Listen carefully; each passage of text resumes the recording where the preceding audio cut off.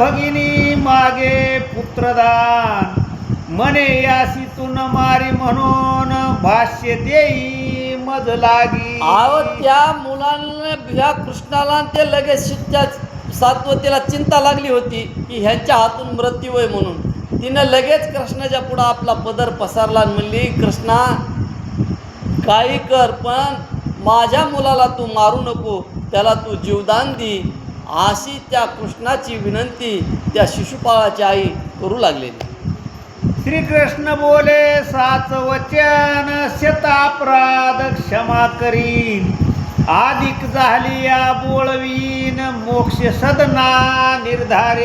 ज्या वेळेस आपल्या आत्यानं पदर पसरून आपल्या मुलाच्या जीवदान मागितलं, त्यावेळेस भगवान श्रीकृष्णाला त्याची दया आली आणि आत्याला सांगितलं, म्हणले आत्या जोपर्यंत हे माझे 100 अपराध करणार नाही का तोपर्यंत मी ह्याला मारणार नाही. 100 अपराध जोपर्यंत करीत नाही तोपर्यंत मारणार नाही, असं भगवंतांनी ज्या आपल्या आत्याला शब्द दिलेला. आयसे बोलता गोविंद मातेशी झाला आनंद, म्हणे कासया करील शतापराध, मग राम मुकुंद बोलविले. ज्या वेळेस भगवंतांनी शब्द दिला आत्या 100 अपराध नुसतं काय बोलणार नाही, काय मारणार नाही ह्याला, हे ऐकून आत्याला आनंद झाला. म्हणली खरं म्हणली 100 अपराध नुसतं कृष्ण मारणार नाही आणि माझं पोरगा इतकं पुन्हा आता चांगलं आहे असं गुणवान आहे आणि हे ह्याचे 100 अपराध कशाला करील, असा तिला म्हणून आनंद झाला. आणि पुन्हा भगवान श्रीकृष्ण आणि बलराम दादाला त्या सात्वतीनं त्यांच्या इकडं द्वारकेकडं पाठविलेलं. या लागी ऐक भीमानी चित, त्या शतापराधाचे होय गणित. या लागी श्रीकृष्ण निवांत वाट पाहत समयाची. अशी ही सविस्तर त्या शिशुपालाच्या जन्माची कथा भीष्माचार्याने भीमाला सांगितली आणि म्हणले भीमा मग भगवंत इतक्या वेळची शांत आहेत का, हे शांत कशासाठी, तर ह्याचे 100 अपराध भरण्यासाठी भगवंत शांत आहेत. जोपर्यंत ह्याचे 100 अपराध भरत नाहीत तोपर्यंत भगवान ह्याला मारणार नाहीत, ह्याला मोक्षाला पाठविणार नाहीत. आणि त्याच्यासाठी तू काय कर, आता तू शांत बस, ह्याचे 100 अपराध होऊ दे, असं भीष्माचार्य भीमाचा राग शांत करू लागलेले. हे शिशुपाळ वक्रदंत, पूर्वीच दैत्य उन्मत, रावण कुंभकर्ण निश्चित, राम अवतारी वधिले जे. अरे भीष्मा हे असणारे शिशुपाल आणि वक्रदंत आहेत ना, हे पहिल्यापासून हे असे दुष्ट दुर्जन राक्षस आहेत. अरे पहिल्या राम अवतारामध्ये ज्यावेळेस भगवंतांनी राम अवतार घेतला त्यावेळेस हे रावण आणि कुंभकर्ण ह्या नावानं अवतार धरला होता आणि त्या अवतारातही भगवंतानं त्यांना मारलंय. आणि आता या कृष्ण अवतारामध्ये शिशुपाळ आणि वक्रदंत हे दोघं इथं आलेत आणि ह्यांनाही आता भगवंत मारून मोक्षाला पाठविणार आहेत. अशी पहिल्या जन्मातली ही कथा भीष्माचार्य भीमाला सांगू लागलेली. येणे पूर्वी येवणी मिथिलेसी, धावला वरावया सीतेसी, भार्गव चाप नुचले मानसी, परमखेद पावला. अरे हा असणारा पहिला रावण झाला होता आणि रावण झाला त्यावेळेस हा मिथिला नगरीमध्ये, जनक राजाच्या मिथिला नगरीमध्ये सीतेला वरण्यासाठी तिथं आला होता.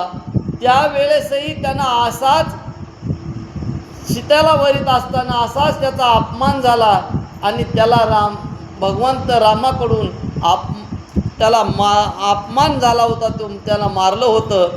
आणि ती त्या पहिल्या अवताराची कथा सांगू लागले. हे सांगायचं राहिलं सगळं तसं तुला डबल वाचा अजून सांगू काय त्याला. येणे पुरी येवणी मिथिलेसी, धावला वरावया सीतेशी झाले. तोच शिशुपाळ पापखानी, वरावया धावला रुक्मिणी, तेने पराजय पावला रणी, जरासंधा समवेत. आणि मग हा असताना पहिला सीतेला वरण्यासाठी आलता त्यावेळेस अपमान झाला त्याचा.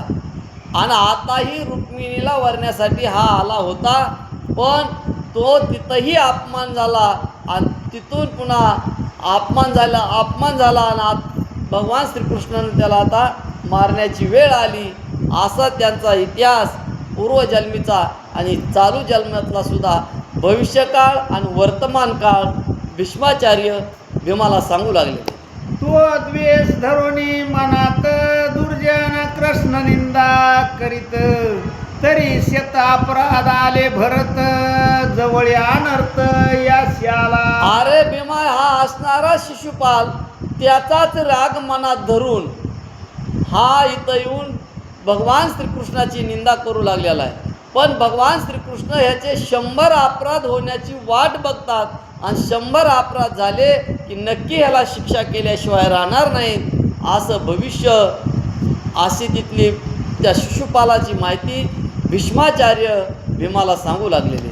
ऐकता भीष्माचे वचन क्रोधे भडकला धमघोष नंदन, जैसा स्नेह सिंपिता क्रशान अधिकाधिक प्रज्वळे. अहो ज्या वेळेस भीष्माचार्य भीमाला अशी माहिती सांगत होते आणि त्या सभेमध्ये भीम बी ऐकत होता आणि शिशुपाल बी ऐकतच होता.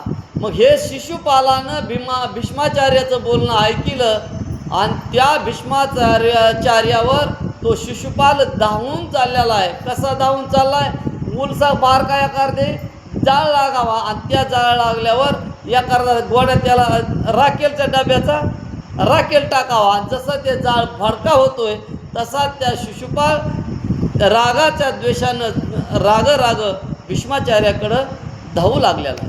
म्हणे रे बंदीजना नपुसंका, किती रे वाखानीसी त्या गोरक्षका, जे जे येते स्तवनासी योग्य देखा, न वाखानीसी त्यासी. तो शिशुपाल रागानं लाल झाला, त्या भीष्माचार्याकडे धावून हात करून बोलू लागला. म्हणले हे नपुसका, हे शंडा, तुला काही वाटतंय का? अरे हे असणारा कृष्ण नंदाच्या गाई राखणारा नंदाचा गुराकी आणि त्याची किती तोंड भरून कौतुक करायला लागलास, त्याची किती वाहवा करायला लागलास.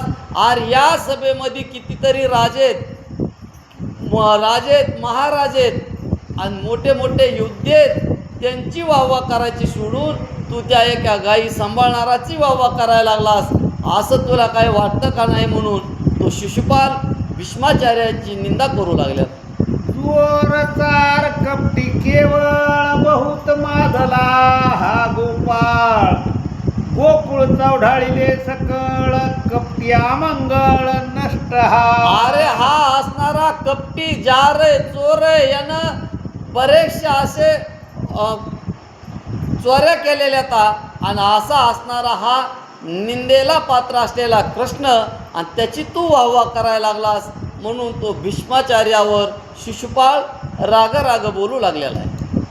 जालंधराची पत्नी वृंदा सती, येणे ते भगिनी मानिली होती, तिशीच रतला निश्चिती न भीचिती पापाते. अरे हा असणारा कृष्ण, या कृष्णानं ज्याला बहीण मानली त्या जालिंद्राची पत्नी असणारी वृंदा आणि त्या वृंदेला बहीण मानलं आणि तिच्याबरोबरच हा रतला, असा हा असणारा अधर्मी पापी आणि त्याला त्याची तू वाहवा करतोस, तुला काय वाटतं का? म्हणून तो शिशुपाळ त्या भीष्माचार्याची निंदा करू लागलेला आहे. परदारा गमनी आणि कपटी, या समान तुझा नाही सृष्टी, आयशी आशी काय वाखाणीशी गोष्टी, वारंवार मुडा तू. अरे येड्या, हा असणारा कपटी चोर आहे, ह्याच्यासारखा कपटी कुणी नाही, जार नाही, आणि तू पुन्हा पुन्हा या कृष्णाचीच वाहवा करतोस असं म्हणून तो शिशुपाल भीष्माचार्याची निंदा करू लागलेला आहे.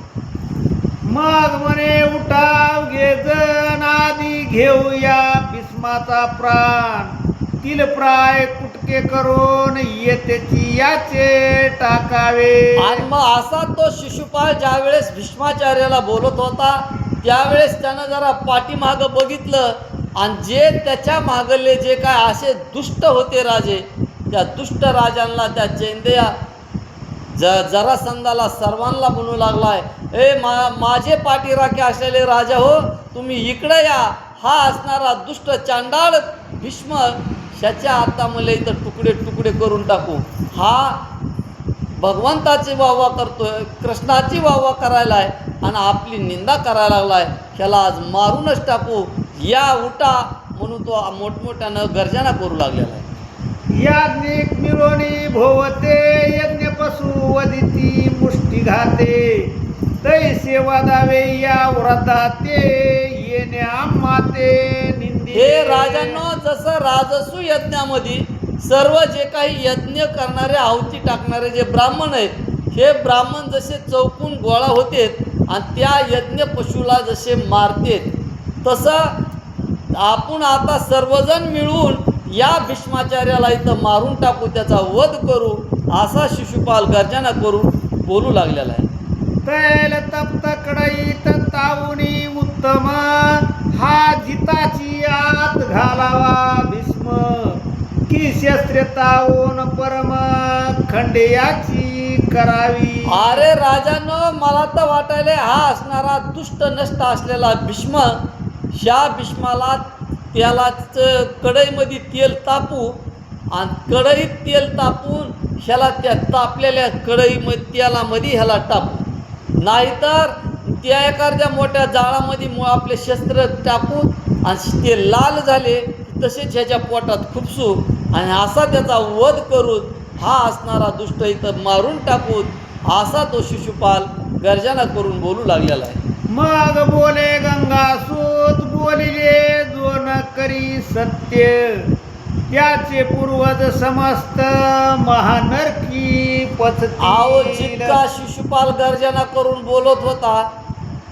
त्याचं सगळं बोलणं भीष्माचार्यांनी ऐकलं आणि भीष्माचार्य म्हणले, हे मूर्खा, अरे जे बोले तैसा चाले त्याची वंदावी पावले, आणि जर बोललं तसं वागत नाही किंवा चलत नाही का, तर तेव तर नरकाला जातोच, पण त्याचे पूर्वजही नरकाला जाते, असं भीष्माचार्य त्या शिशुपालाला बोलू लागलेले.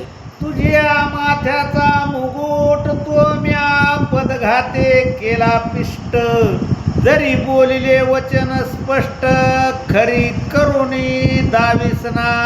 हे मूर्खा, अरे तुझा असणारा डोक्यावरचा मुकुट आहे का, ते मी माझ्या पायानं तुडवीन रे. तू काय कर, आता जे बोललास ते बोलल्याला तेवढं खरं करून दाखव, असे भीष्माचार्य बोलू लागलेले. भीष्मसिंहा पुढे जंबूक समस्त करिता युद्धाची तुम्ही मात, वज्रधारा धगधगीत त्रणे करोनी खंडे केवी. आहो, त्या असणाऱ्या भीष्माचार्यापुढं शिशुपाल हे एक गवताच्या काडीसारखा आहे आणि आता भीष्माचार्याबरोबर युद्ध करण्यासाठी शिशुपाला काही योग्यता नाही आणि आता इथून पुढं त्यांची जी काय युद्ध होणार आहे